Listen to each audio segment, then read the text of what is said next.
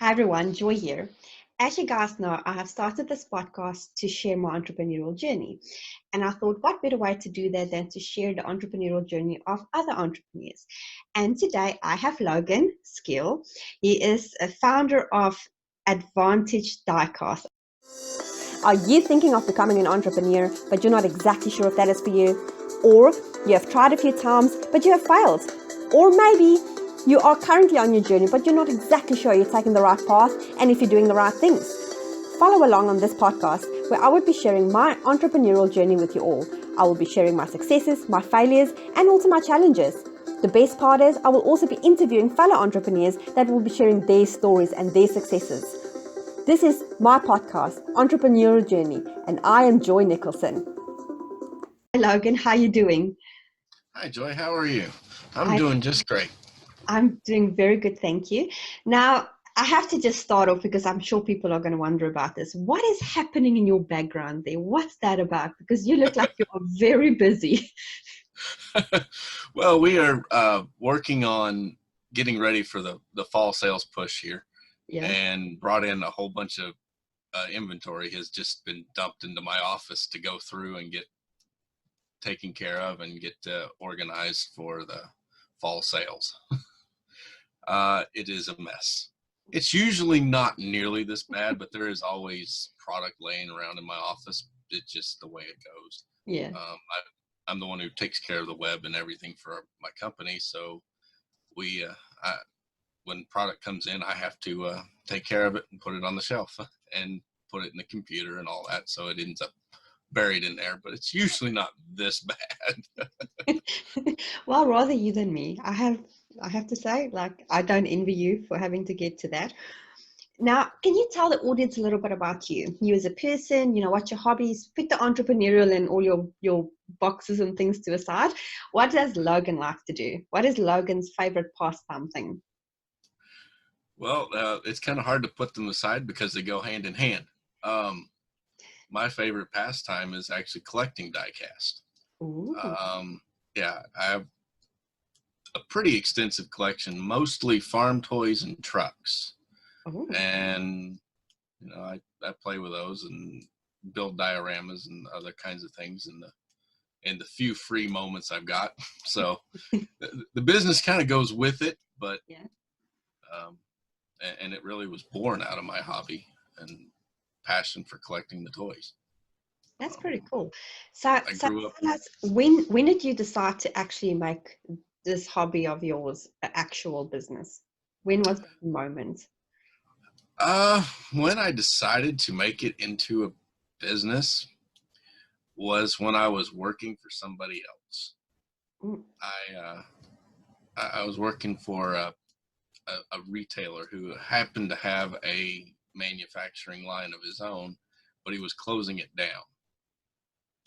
And I was like, nobody wants to make what I want to see made. So I kind of snagged the guy that was soon to be out of work anyway and got him to help get me started with a factory and making toys. He also was able to open a couple of doors because he had some business relationships at the General Motors for licensing of Chevrolet products. Nice. Yeah, so that it really helps to have an introduction when trying to get those guys to listen to you. Yes. So when was okay, let me ask you this question. So before you did your I would say a movement, I'll call it a movement if you don't mind, because I think it's pretty cool what you do. Did you try any other businesses before that? Was entrepreneurial something in your blood, or was it just nah? Well, let's see. When I was in when I was in middle school, my parents said, I said, I need some money. And they said, go get a job. So being that too young to actually get a job, I went out and started mowing lawns and basically have been kind of doing that kind of work, all through high school and into college. And I was always more interested in finding a way to earn money myself than to work for somebody else. Didn't always be profitable, but You know, it's always nice at the end of the day when you know that you're not I'm making me my money, not somebody else. That's exactly it. You'd rather be the boss that's getting paid than to pay the boss, right? Yeah, exactly. So, what was your biggest challenge when you started out your business? What was that thing that you struggled with like really hard in the beginning? In the beginning, I didn't really have a whole lot of struggles. It wasn't until we had product that needing to sell that's when the problems really began, is trying to drive traffic and drive sales. The marketing end of it wasn't so great at that. I was pretty good at getting the talking with the licensors and talking with the factory and getting things done, especially trying to translate bad Chinese into English. but but the problem came with trying to market. It's tough to start out with a product and the market's there, but it's tough to get to the market. That's what I guess.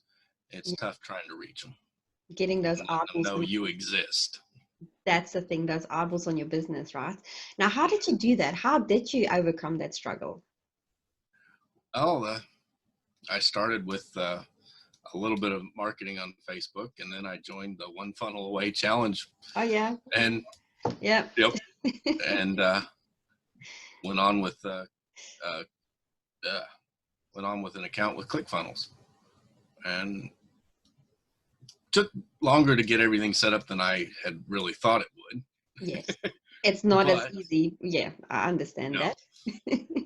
No, it's not easy. It looks easy, but it's not. I get that. Yeah, but then I've been slowly getting pretty good traction. I've got my own YouTube channel started, and it's starting to get traction. And nice. It's growing. It's slow, but it's growing. So, and the luck is we're coming right into Christmas. My products are great gifts for Christmas. So, and that's where the bulk of the sales in the die-cast market is pretty much from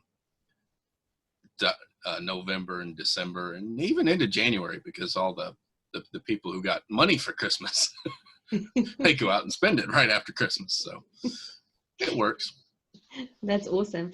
And we'll pop your link to everything at the bottom, so people can actually go and buy your products and, have awesome. Some little Christmas presents. So what is your goal at the moment? What is your next big achievement that you want to have? My next big achievement is I want to get a client where I actually made the product strictly for them for marketing purposes.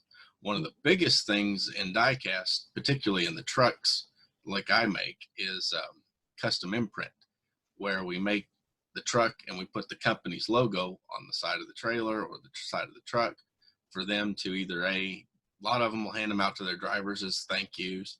Mm-hmm. They'll hand them out at trade shows or they'll hand them out to their top clients. And even some of them just sell them to the general public. Nice. And it's a great big marketing avenue for trucking companies. And I think it can be a marketing avenue for other people, because while it is a toy, these toys are not really toys.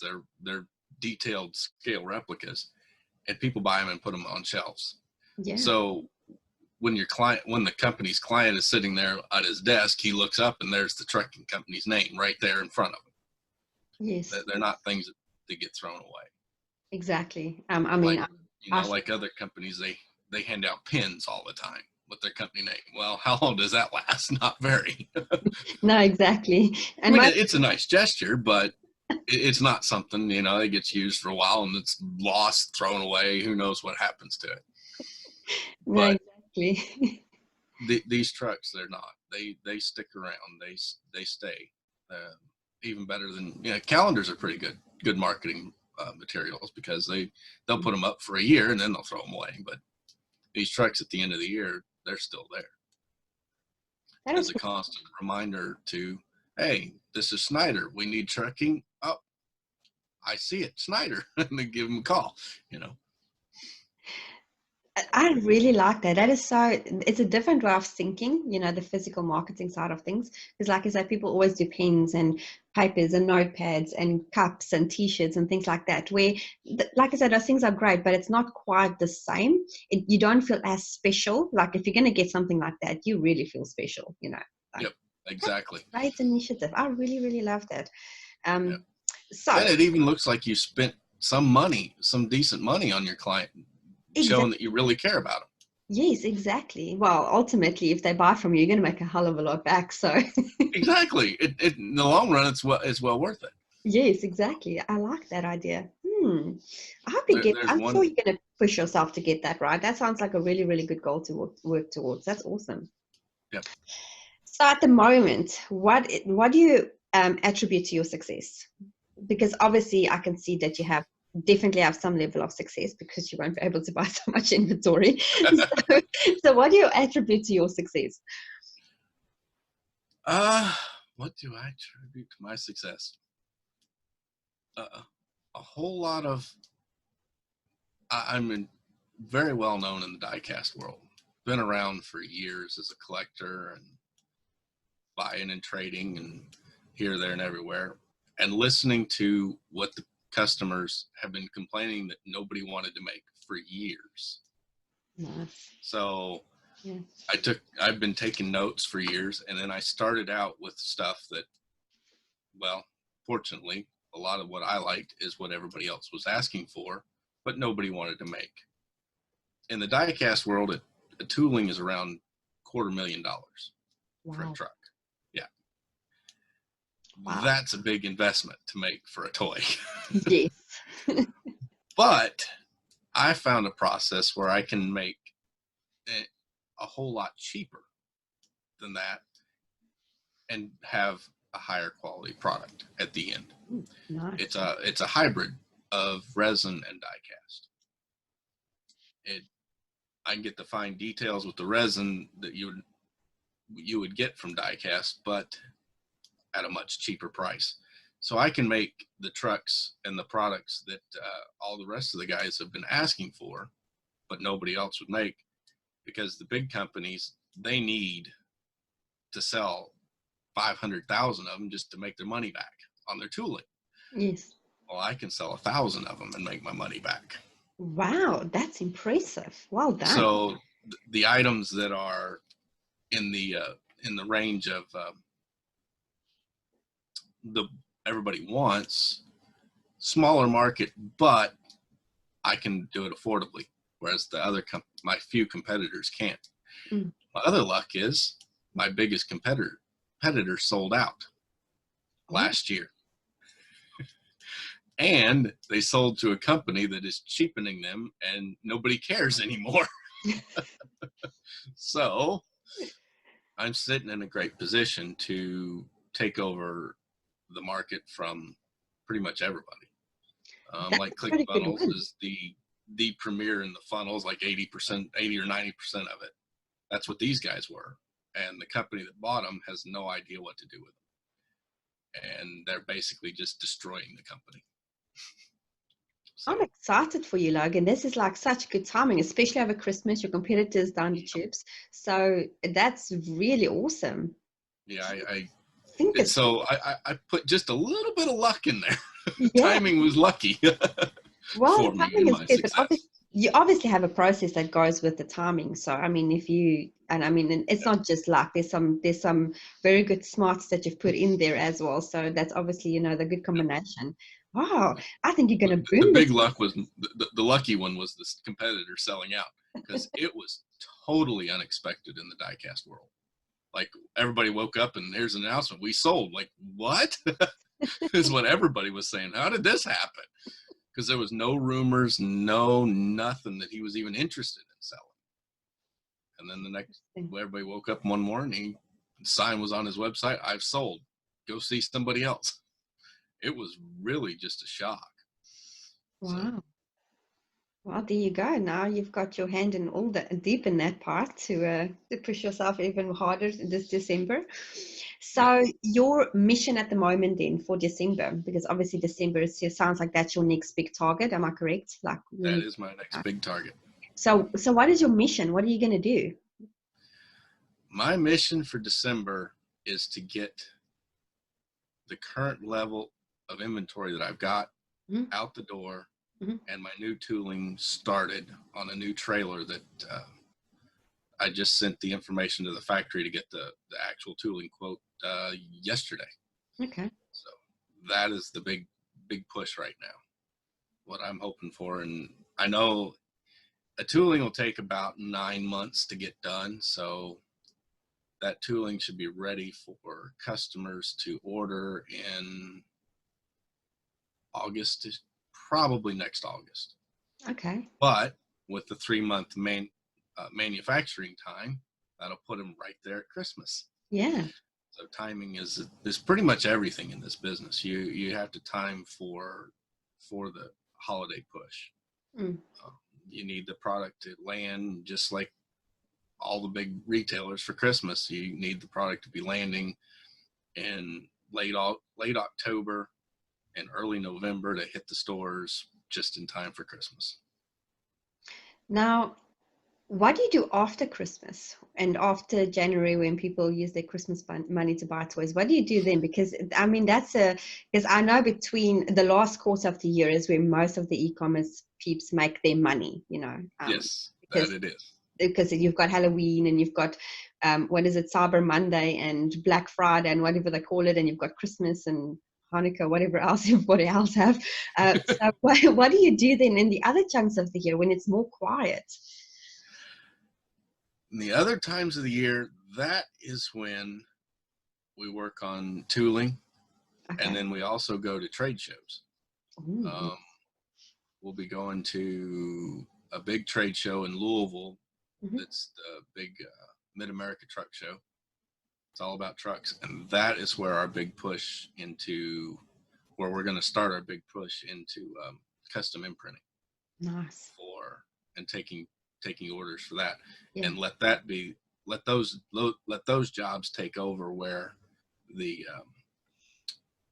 more retail type sales go away. Yeah. Because e-com, pretty much everything in retail and just pretty much dies, other than food and basic necessities. The rest of the year, we get the back to school in August and late July now, but otherwise, everything else kind of goes ho-hum. But so that's what we're hoping for. And then as the ultimate strategic plan for us is, that's going to take all the business, and the retail side will just basically be selling off a little bit of what the custom imprint guys will let us sell to the collectors, to keep the collector down. It sounds like you've got a very good thing coming for you. I'm crossing all my fingers and toes, because if that trade show is successful, it's going to be a freaking amazing for you. That's for sure. Yeah, it's growing. I'm sure it's going to be. I'm confident it's going to be, because it does sound like you've got an amazing product, and the idea behind the product is so clever. It's like, it's really, really good. I cannot see why it won't work. That's for sure. So, one last question, statements. If you have any advice for somebody sitting on the fence that wants to be an entrepreneur, but they haven't quite yet made that decision, what would your advice be to this person? Just do it. It's the best way. It is not necessary. At the beginning, it is totally unprofitable. It is hard work. It will take a long time. But at the end of the day, it is well worth it. There's nothing better than being able to say, this is what I created. And the reason I like what I'm doing is I'm making physical products. I can see my customers, I see it all the time on Facebook. My trucks will be on their layouts. That's awesome. And I'm like, wow, I made that. And then I'll watch them where they'll do some custom work to them, and they'll do something different. I'm like, that's pretty cool. So it's a great feeling. It feels so cool to say, I did that. I helped them. I made their life better.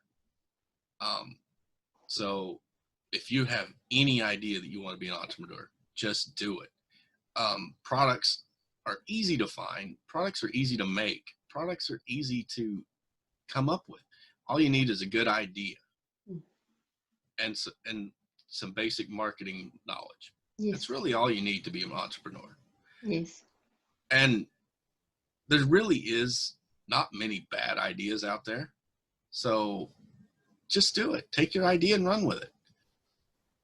That's all I can really say. I mean, at the end of the day, you may not become Donald Trump for rich, but you're probably going to live a lot better life, and you're going to feel better about yourself and those around you than if you work a 9-to-5 job for the rest of your life.